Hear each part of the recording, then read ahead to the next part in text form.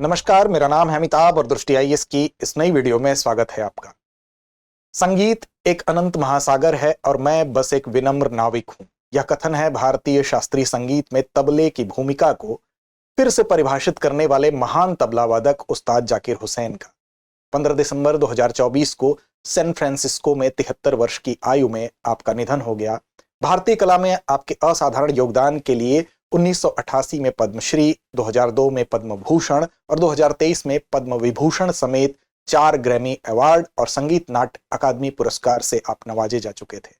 ऐसे में एक महान तबला वादक का निधन होना एक प्रश्न को प्रासंगिक बनाता है और वो है तबला वादन। दरअसल तबले की लोकप्रियता की बात जब होती है तो कहा जाता है कि तबला भारत में हम कहें तो 18वीं शताब्दी में लोकप्रिय हुआ। इसके पहले इसकी उत्पत्ति को लेकर कई कहानियां हमको सुनने को मिलती हैं। ऐसे में आज के इस एपिसोड के माध्यम से हम समझेंगे कि वास्तव में तबले की उत्पत्ति के संबंध में वो विभिन्न मत क्या हैं, तबले से संबंधित वो महत्वपूर्ण घराने क्या हैं, जो कि आपके प्रश्न पत्र 1 में एक महत्वपूर्ण खंड है। तो आइए शुरू करते हैं आज के इस वीडियो को। तबला, इतिहास, विकास और प्रमुख घरानों पर आज की चर्चा हमारी केंद्रित होगी। चर्चा के बिंदुओं की बात करें तो खबर, जो मुख्य रूप से खबर है, तबला वादक, प्रसिद्ध तबला वादक उस्ताद जाकिर हुसैन के निधन की वजह से ये पूरा का पूरा प्रकरण चर्चा में है। साथ ही साथ जाकिर हुसैन जी का एक छोटा सा परिचय होगा। साथ ही साथ तबले के इतिहास पर हम नजर डालेंगे, वास्तव में इसके उत्पत्ति के लिए जो विभिन्न मत हैं वो क्या कहते हैं। इसके अलावा वो प्रमुख घराने कौन से हैं जो तबला वादन की इस परंपरा को संजोते हैं, अलग अलग इनकी विशेषताएं हैं, अलग अलग प्रमुख तबला वादकों के जनक के रूप में ये घराने देखे जाते हैं। एक अभ्यास प्रश्न होगा, इसकी जिम्मेदारी हमेशा की तरह आप पर होगी। एक प्रीलिम्स का प्रश्न भी होगा और साथ साथ एक मेंस का प्रश्न भी होगा जो आपके परीक्षा के लिहाज से महत्वपूर्ण होगा, आपके अभ्यास के लिहाज से महत्वपूर्ण होगा। सामान्य अध्ययन के प्रश्न पत्र 1 से जोड़ के इस खंड को आप देख सकते हैं। तो देखिए, खबर चर्चा में इसलिए है कि story of the evolution of the tabla and its various gharanas, इसके संबंध में हम चर्चा करेंगे। लेकिन ये प्रासंगिक हुआ इसलिए है क्योंकि हाल ही में निधन हुआ है महान तबला वादक उस्ताद जाकिर हुसैन जी का। अब इनके निधन के कारण को भी आप ध्यान में रखेंगे। वास्तव में इनको एक जो बीमारी थी वो फेफड़ों से संबंधित एक संक्रमण था, जिसको कि आईपीएफ कहते हैं, अर्थात एडियोपैथिक पल्मोनरी फाइब्रोसिस नाम की बीमारी इनको हुई थी, जिसकी वजह से 73 वर्ष की आयु में सैन फ्रांसिस्को में इनका निधन हो गया। इसी की वजह से ये पूरा प्रकरण हम केंद्र में लेकर आए हैं। तो जाकिर हुसैन जी का सबसे पहले एक परिचय देख लेते हैं। वास्तव में इनका जन्म जो हुआ था वो मुंबई में हुआ था, भारत में हुआ था, 9 मार्च 1951 को। और प्रसिद्ध तबला वादक इनके पिताजी भी थे, जिनका नाम था उस्ताद अल्लाह रखा। ये इनके पुत्र थे। उस्ताद अल्लाह रखा के बारे में कहा जाता है कि आपसे पूर्व उन्होंने तबला को, जो एकल वाद्य यंत्र की प्रतिष्ठा है, उस पद पर पहुंचाने के लिए, उस स्थिति में पहुंचाने के लिए आपका बड़ा योगदान था, क्योंकि महान सितार वादक पंडित रविशंकर जी के साथ संगत करके उन्होंने तबले को एक प्रतिष्ठित स्थान अलग से प्रदान किया। तो आप उनके ही पुत्र थे। तो हम कह सकते हैं कि तबला वादन की जो परंपरा है आपको विरासत में मिली और उस विरासत को इन्होंने आगे पहुंचाया, अंतर्राष्ट्रीय ख्याति अर्जित की और एक बड़ा नाम हासिल किया। आपके योगदान की बात करें तो भारतीय संगीत, शास्त्रीय संगीत में तबले की भूमिका को सहायक वाद्य से इन्होंने अलग करके केंद्रीय फोकस तक पहुंचाने का काम किया और अंतर्राष्ट्रीय स्तर पर इसको ख्याति दिलाई। विशेष रूप से पंडित रविशंकर, जो कि सितार वादक थे, उस्ताद विलायत खान, ये भी सितार वादक थे, और फ्यूजन बैंड के साथ मिलकर अंतर्राष्ट्रीय स्तर पर इन्होंने तबले को पहचान दिलाई। इसके अलावा इनको कई सम्मान भी दिए गए, जैसा कि शुरू में इंट्रोडक्शन में आपको बताया गया कि आपको पद्म सम्मानों, तीनों जो पद्म सम्मान होते हैं उनसे सम्मानित किया गया। जैसा कि आप देख सकते हैं कि पद्मश्री 1988 में, पद्म भूषण 2002 में, पद्म विभूषण 2023 में इनको प्रदान किया गया। 4 ग्रैमी पुरस्कार प्राप्त किए। संगीत नाटक अकादमी पुरस्कारों से सम्मानित होने के साथ साथ अमेरिका में नेशनल हेरिटेज फेलोशिप भी आपने प्राप्त की। तो ये आपका एक सामान्य परिचय था। इसके बाद हम बात करेंगे कि तबले का इतिहास क्या रहा है, लेकिन उससे पहले एक सूचना आपके लिए है कि दृष्टि आईएएस मुखर्जी नगर की क्लासेस अब नोएडा शिफ्ट हो चुकी हैं और नए जो बैच हैं IAS foundation prelims mains course के ऑफलाइन बैच की शुरुआत हिंदी माध्यम की 16 जनवरी से हो रही है, सुबह 11:30 बजे। और इंग्लिश मीडियम के बैच के लिए एडमिशन प्रारंभ है। 8750187501 वो नंबर है जिस पर कॉल करके आप विस्तार से जानकारी हासिल कर सकते हैं। साथ ही साथ अन्य बैच की अगर बात करें तो प्रयागराज करोल बाग में एडमिशन प्रारंभ है। नोएडा में 16 जनवरी से सुबह 11:30 बजे से बैच की शुरुआत हो रही है। अब क्या है तबले का इतिहास, एक नजर इस पर डालते हैं। तो देखिए, तबले के इतिहास की जब बात होगी तो उत्तर भारतीय संगीत के सर्वाधिक लोकप्रिय वाद्यों की जहां भी चर्चा होगी तो वहां पर तबला और पखावज, इसका विशिष्ट स्थान हमको दिखलाई देता है। तबले की अगर बात करें तो जो तबला शब्द है, वास्तव में तबला शब्द बना है अरबी भाषा के तब्ल संज्ञा से, अर्थात तब्ल शब्द से इसकी व्युत्पत्ति हुई है, जिसका अर्थ होता है सपाट सतह। सपाट सतह इसका मतलब इसलिए होता है क्योंकि अरबी में जो वाद्य यंत्र प्रयोग किए जाते हैं, जैसे तबल सामी जो कि नगाड़ों की तरह का एक वाद्य यंत्र होता है, उसकी सतह सपाट होती है, तो उसी से ये निकला हुआ है, अर्थात इसकी व्युत्पत्ति अरबी भाषा के तबल शब्द से हुई है।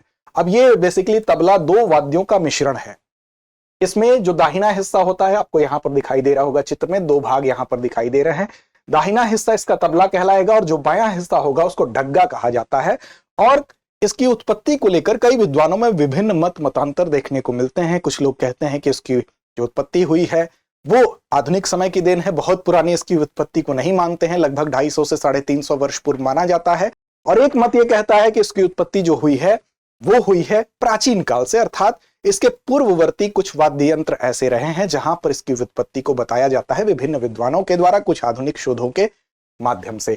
तो देखिए, कई मतांतरों को हम एक नजर देखते हैं कि उत्पत्ति कैसे हुई। कुछ लोग कहते हैं कि बहुत प्राचीन इसकी उत्पत्ति नहीं हुई है। अब पखावज को बीच में काटने से इसकी उत्पत्ति को बताया जाता है।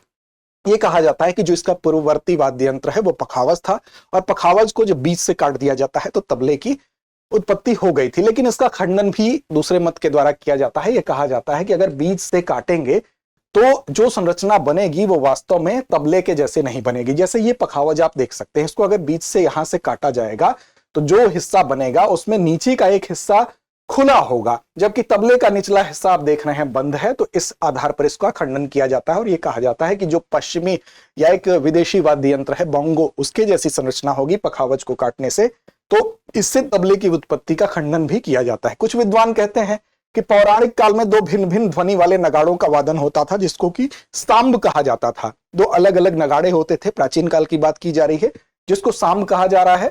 एक को नर और दूसरे को मादा कहते थे। तबले की उत्पत्ति का आधार सांब में भी ढूंढने का प्रयास किया जाता है। यह बताया जाता है कि हो सकता है कि सांब से ही इसकी उत्पत्ति हुई है।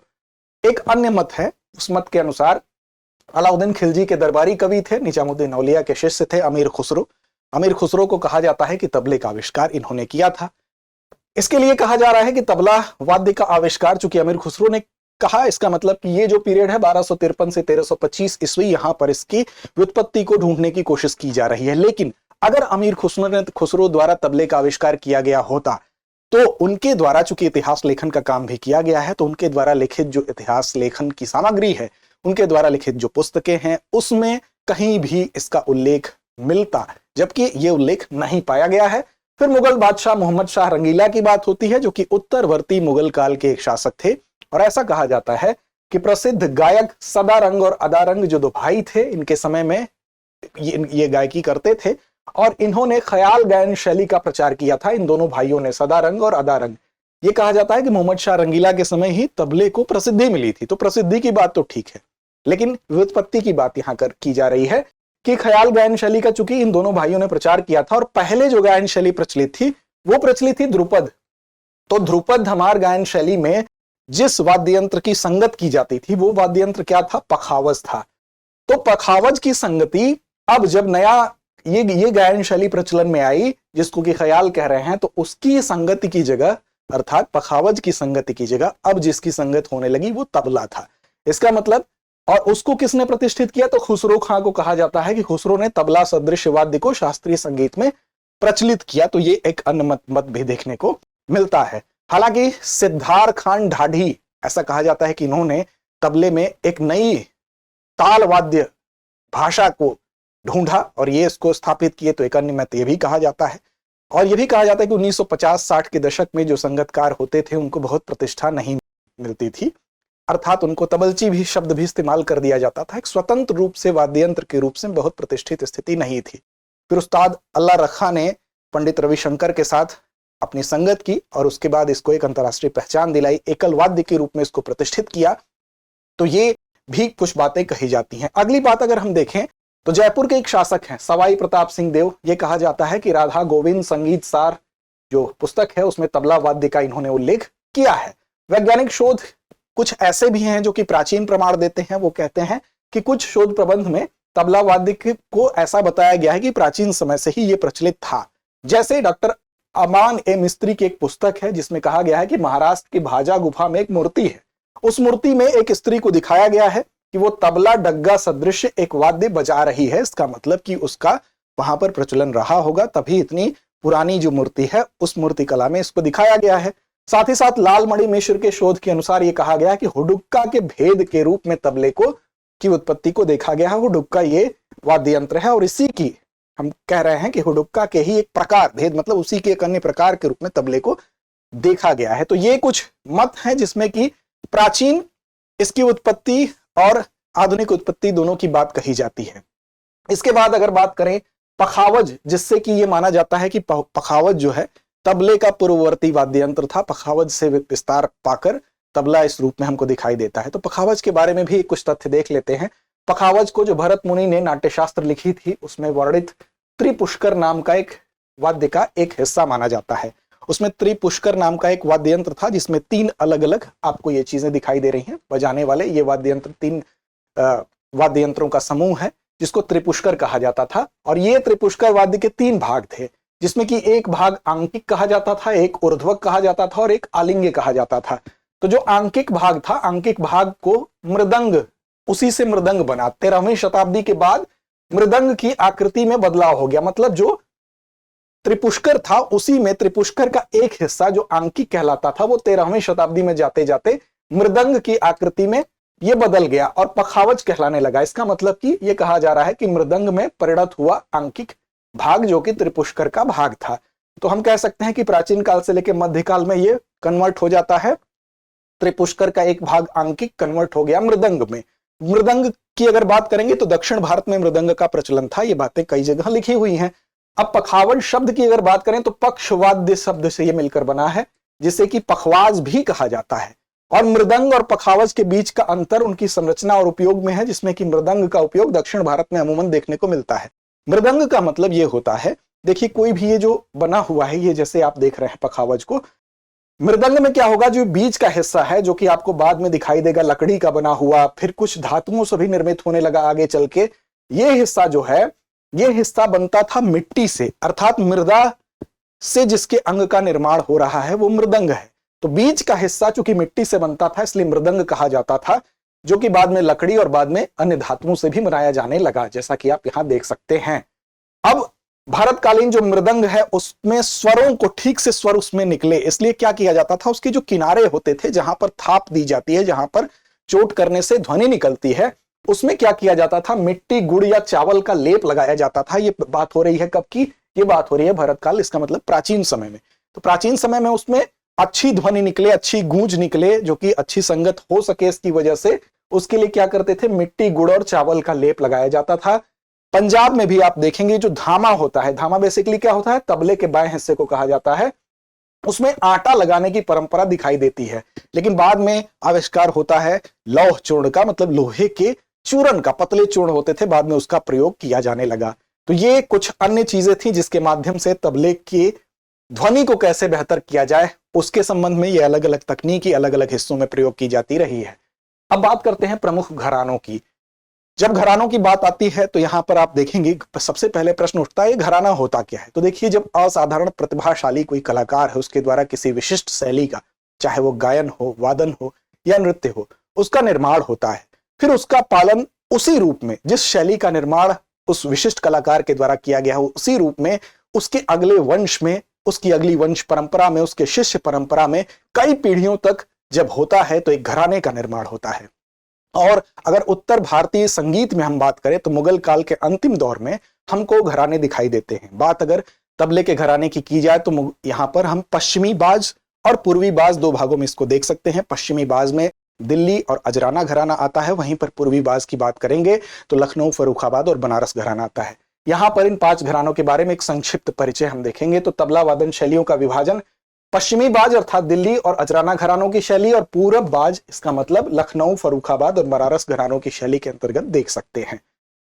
दिल्ली घराना का मतलब कि हर घराने की अपनी एक विशिष्ट पहचान है, एक विशिष्ट तरीका है। इसमें कुछ प्रमुख घरानों से कुछ प्रमुख कलाकार हुए, उनके ऊपर एक नजर डालते हैं। तो पहला तबला घराना है दिल्ली घराना जो है, और उस्ताद सिद्धार्थ खां ढाडी द्वारा स्थापित किया गया था। इनके लिए कहा जाता है कि तबले को इन्होंने ही तबले के रूप में ले आने की जो परंपरा है उसको शुरू की, और एक नई ताल वाद्य भाषा तबले के माध्यम से इन्होंने लोगों के सामने लाने का काम किया। प्रमुख कलाकार की बात करें तो नत्थू खां, लतीफ अहमद खां, शफात अहमद खां, दिल्ली घराने से संबंधित प्रमुख कलाकार हैं। दूसरा, अजराना घराना की बात कर ले तो यह घराना कहाँ का है? मेरठ का है, और मेरठ के अजराना गांव में स्थापित हुआ, इसीलिए इसका नाम उस गांव के नाम पर अजराना घराना पड़ गया। कल्लू खां और मीरू खां द्वारा इसको स्थापित किया गया था। इसके प्रमुख कलाकारों की बात करें तो हबीबुद्दीन खां, सुधीर कुमार सक्सेना इसके प्रमुख प्रतिनिधि कलाकार हैं। लखनऊ घराने की बात कर ले तो कथक नृत्य और ठुमरी के साथ तबला वादन की नई शैली लखनऊ बाज कहलाती है। और प्रमुख कलाकार की बात कर ले तो आबिद हुसैन, छोटन खां, स्वपन चौधरी कुछ इसके प्रमुख प्रतिनिधि कलाकार हैं। फर्रुखाबाद घराने की बात करें तो हाजी विलायत अली खां द्वारा स्थापित किया गया था। लखनऊ और दिल्ली बाज का यह मिश्रण है फर्रुखाबाद घराना। तो प्रश्न आपसे यह भी पूछा जा सकता है कि लखनऊ और दिल्ली घराने का मिश्रण किस घराने में दिखाई देता है? तो फर्रुखाबाद घराने में दिखाई देता है। इसके प्रमुख कलाकारों के अंतर्गत अमीर हुसैन, अहमद जान थिरकवा भी इसके प्रमुख कलाकार के तौर पर जाने जाते हैं। बनारस घराने की बात कर लें तो पंडित राम सहाय द्वारा स्थापित किया गया।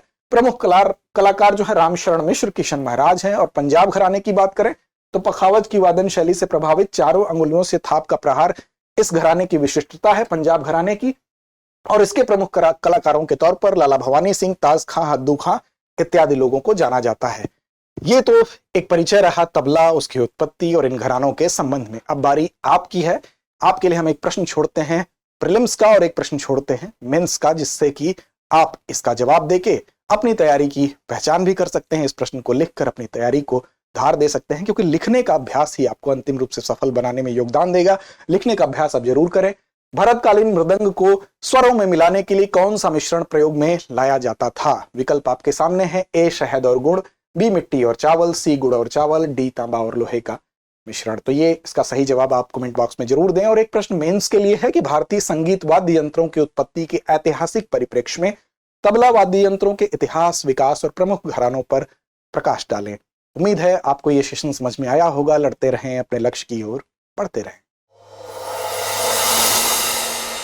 डियर व्यूअर्स, अपने एग्जाम की तैयारी को और बेहतर करने के लिए हमारे चैनल को लाइक, शेयर और सब्सक्राइब करना न भूलें।